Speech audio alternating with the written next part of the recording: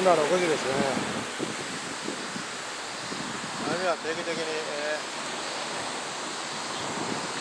沖合から水平上にやってきます。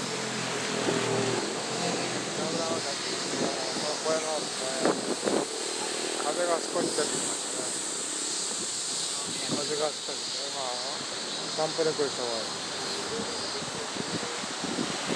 車の交通量は少しずつ増えてますね。